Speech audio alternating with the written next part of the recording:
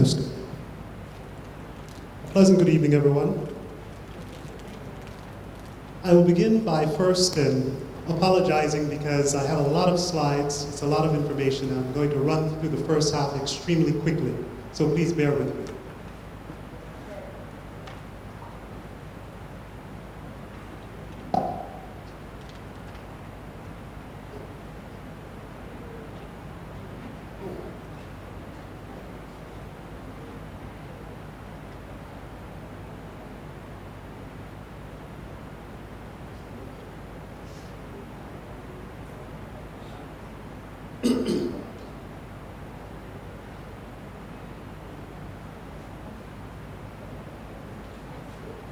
Thank you.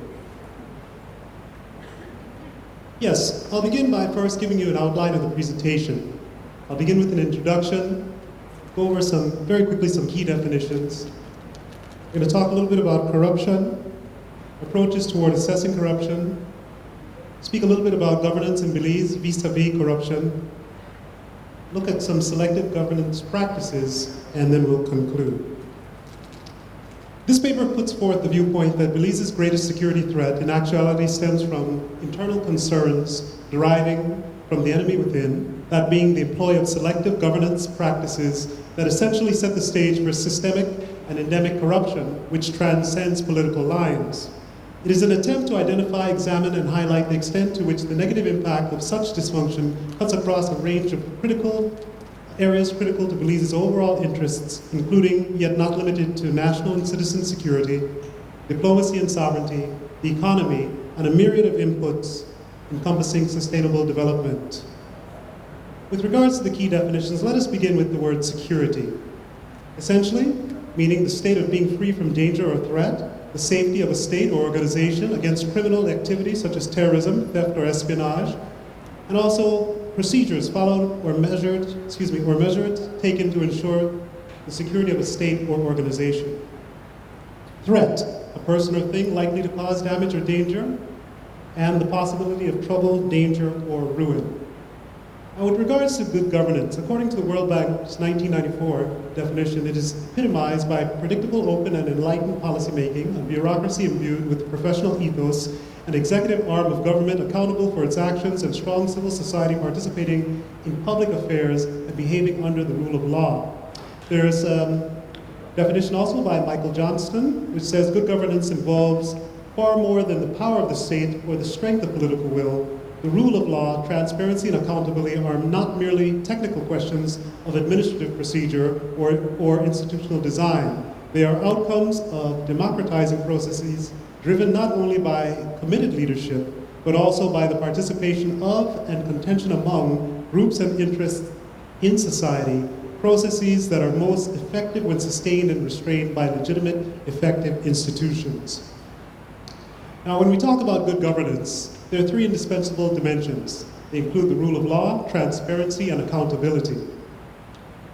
The lack of good governance involves selective governance practices which create the environment for systemic and endemic corruption that knows no boundaries concerning political lines, and particularly within the public sector. Transparency International denotes it as the abuse of entrusted power for private gain. Corruption can be classified as grand, petty, and political, depending on the amount of money lost in the sector where it occurs. With respect to the theme of this conference, national security is understood here as a relative condition of collective and individual protection of the members of a society against threats to their survival and autonomy. In this sense, the term refers to a vital dimension of individual and collective existence in the modern context of complex societies bounded by territorially based national states, to the extent that being secure in this context means living in a state that is reasonably capable of neutralizing vital threats through negotiation, obtaining information on capabilities and intentions through the use of extraordinary measures and the range of options related to the use of force. By Arthur Victoria. Now, political corruption involves a misapplication of policies, institutions, and rules of procedure in the distribution of resources and financing via political decision makers who wrongfully use their posts to illegally sustain their power, status, and wealth. To revisit good governance, it entails committed leadership, ethics, which equates to the basics of policy, and integrity, which corresponds with the actual behavior. Hubert's 2009 further clarifies this arrangement by explaining, however, when we discuss integrity, the focus is not on policy content, output and outcome, but on the process of government or governance leading to policy.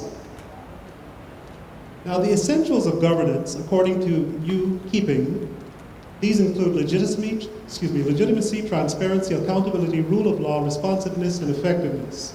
Good governance is the active and productive cooperation between the state and citizens, and the key to its success lies in the powers participating in political administration. There are three dimensions of good governance. The rule of law is the bedrock of any governance apparatus and involves the exercise of state power using and guided by published, well-written standards that embody widely supported social values, avoid particularism, and enjoy broad-based public support. Transparency is characterized as official business conducted in such a way that substantive and procedural information is available to and broadly understandable by people and groups in society, subject to reasonable limits protecting security and privacy.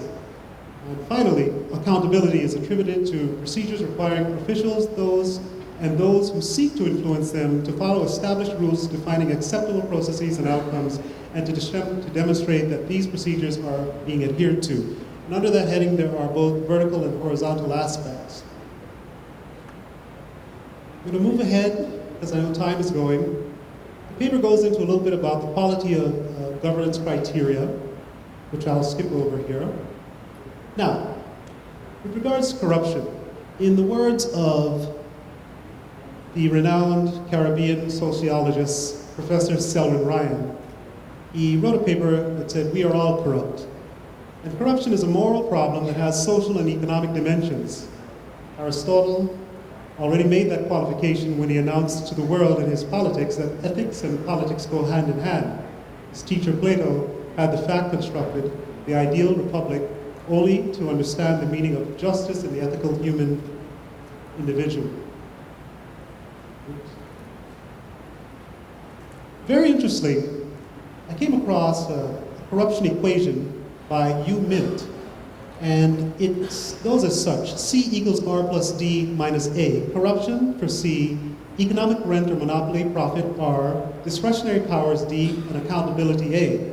The equation states that the more opportunities for economic rent to exist in a country, the larger will be the corruption. Similarly, the greater the discretionary powers D granted to administrators, the greater will be the corruption. However, the more administrators are held accountable for their actions, the less will be the corruption, and hence a minus sign in front of A. Now, in terms of the corruption equation, given the existence of ministerial discretion, which fundamentally trumps all, in Belize that is, the input of discretionary powers D and the notion of being held accountable A must specifically and duly be applied to policymakers as well. There are various theories of corruption. You have empirical theories, hermeneutical theories, and ideological ones. With regards to accountability, Marangang's assertion that real accountability must have subjective dimensions of moral commitment, or else the stringent rules to ensure accountability will only keep piling up and accomplish nothing. This can be inexorably linked to the notion of seeking justice. Therefore, the quest to achieve economic justice within the political realm is subject to the ethical challenge of corruption, which requires the morally answerable allocation of scarce resources.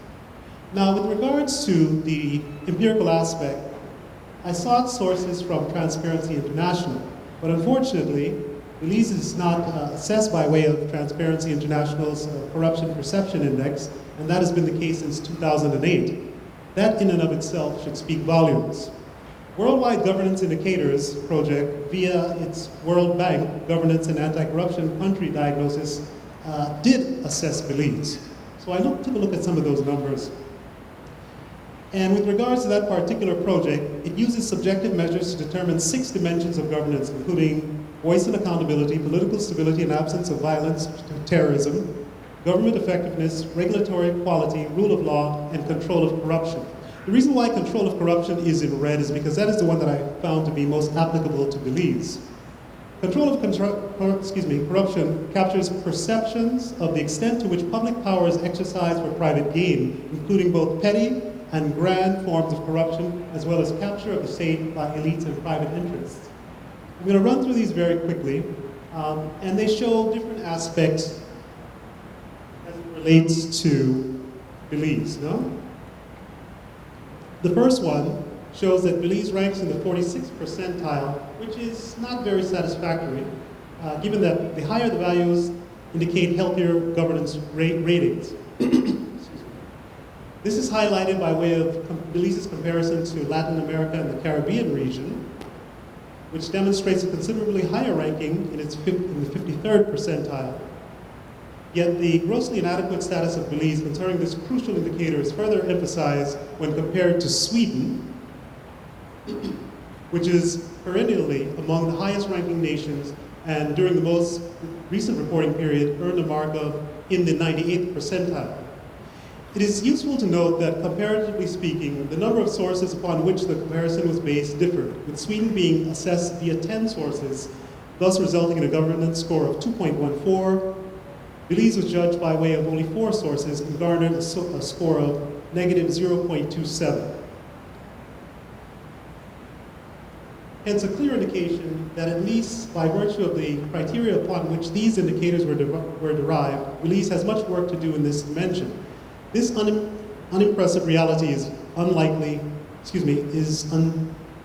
established when comparing Belize alongside Sweden and Latin America, and the Latin American and Caribbean region in such regard. Okay, now in addressing this issue, I embarked upon an ideological approach which is dissimilar to that of the empirical theories and somewhat akin to hermeneutical theories. According to Myriad 2003, at the heart of political revolutions is always some motivating ideology that defines the nature, form, direction, and extent of that particular revolution. Now, getting to governance in Belize vis-a-vis corruption. This analysis identified instances of selective governance practices, essentially the enactment of and/or facilitation of what has proven to be less than likely above-board actions perpetrated by policymakers during the period spanning 1981 through 2018.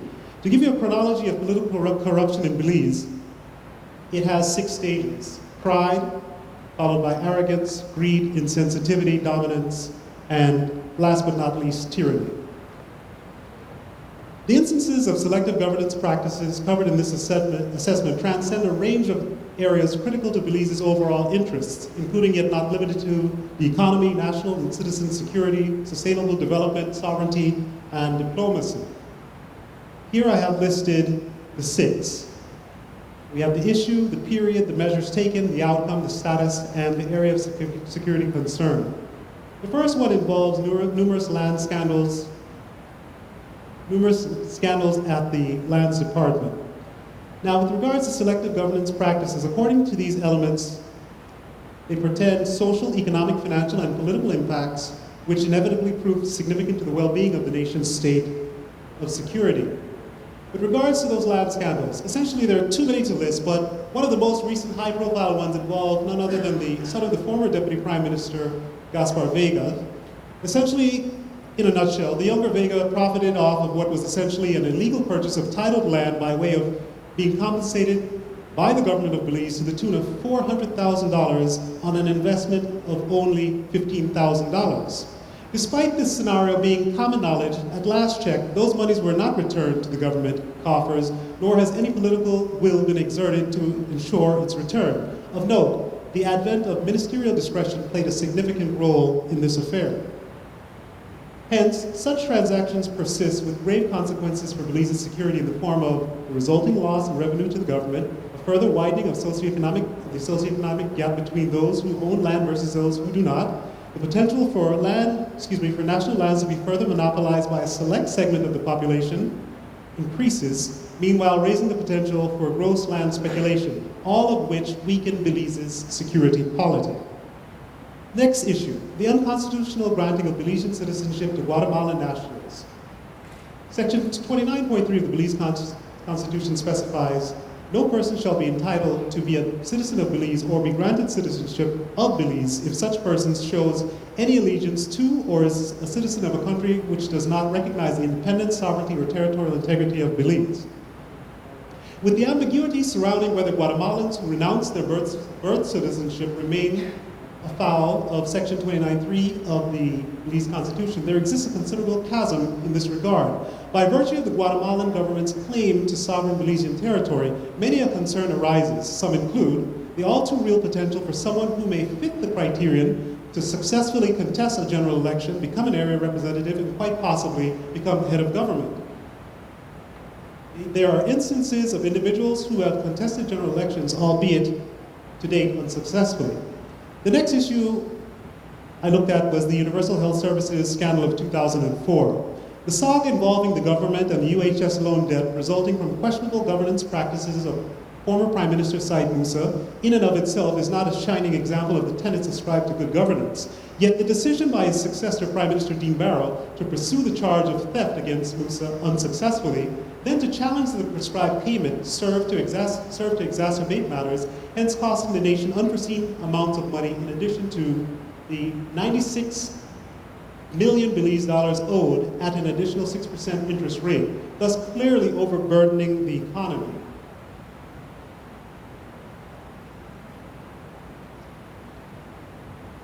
The next issue I looked at was the nationalization of Belize Telecommunications Limited.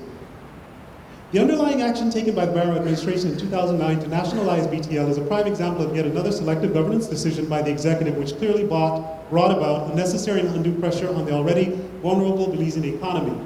In what ultimately proved a highly questionable determination, the GOB disputed the remuneration sought by the principal owners of the company, as well as the currency in which the payment was to be made, by taking the matter to court. In 2017, the CCJ determined the GOB must pay the Ashcroft Group of companies $78.16 million in compensation. Of that amount, approximately 80.4% was to be paid in US dollars, with the balance in Belize dollars. The financial implications of being made to pay such a large amount in foreign currency placed an additional unnecessary burden on the nation's coffers. In addition, strict parameters were set by the CCJ in the event the government was unable to meet payments. Our next issue involved the most recent passport scandal, passport, visa, and nationality scandals between 2011 and 2013. In a nutshell, the worst case scenario involved a Taiwanese national who happened to be imprisoned in South Korea at the time and never set foot in Belize, was issued a passport, a Belizean passport. There was a lot going on with regards to ministers, in effect ministers who were ahead of that particular ministry. But the long and the short of it is that ultimately no one was found criminally liable, despite the fact that there was a special audit of the Immigration and Nationality Department and there were special Senate hearings. With regards to the signing of the OAS-sponsored special agreement, Compromis, this one in particular highlights and holds a distinct significance due to its direct violation of the basic tenets attributed to good governance practices and principles concerning such an unprecedented issue. In fact, what happened is the government went ahead, signed a special agreement with Guatemala under the aegis of the OAS, and didn't consult the people. In keeping with good governance ethics, the GOB should have presented the document to the nation in order to solicit feedback. Now, according to Freeman, at its most basic level, diplomacy is the management of foreign relations to reduce the risks to the nation while promoting its interests abroad. Excuse me. With regards to the special agreement, some of the particulars that are inequitable include the wording is quite ambiguous. Number two, Guatemala has nothing to lose. The agreement is inequitable in that Belize must first agree to go to the ICJ before Guatemala will reveal precisely what they intend to claim. And in the event of a Guatemalan victory, and the only thing the court shall consider regarding compensation is territory, Belizean territory that is, as no allocation for monetary remuneration is accounted for. The judgment of the court is final, hence there is no appropriation for appeal. In a nutshell, the way the government has handled the Guatemala situation is indicative of a 4A policy, that being appeasement, acquiescence, accommodation, and adherence. We've seen it time and time again. There are various examples of this, which are listed here. Now, one of the issues that I take issue with is the selective governance practices involving how this whole referendum issue is being handled.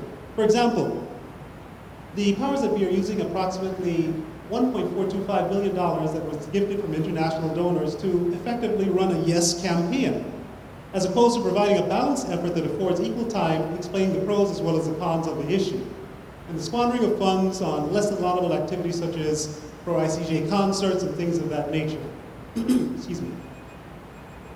These are elements stemming directly from the selective governance practices by those in positions of influence and power, particularly involving special agreement.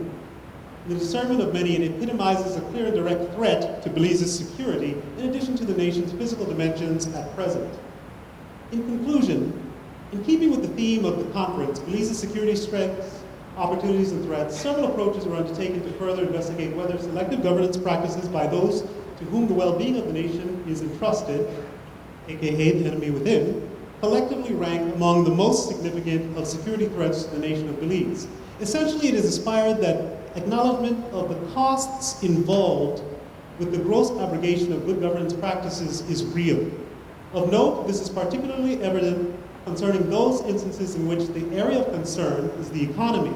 Yet of equal significance is the reality that considerable financial costs, many of which could have been avoided, have accrued and continue across the entire expanse of areas of concern, including sustainable development, national and citizen security, sovereignty, and diplomacy. Albeit a snapshot of the level of corruption that persists due to the environment brought about by selective governance practices, it therefore beckons the question as to whether such actions undertaken by policymakers, the enemy within, collectively rank among the most significant of security threats to Belize, and thereby warrants increased vigilance by the citizenry to ensure that good governance practices are demanded. And with that, I thank you. I was referring, in the end, to that right there. Thank you very much.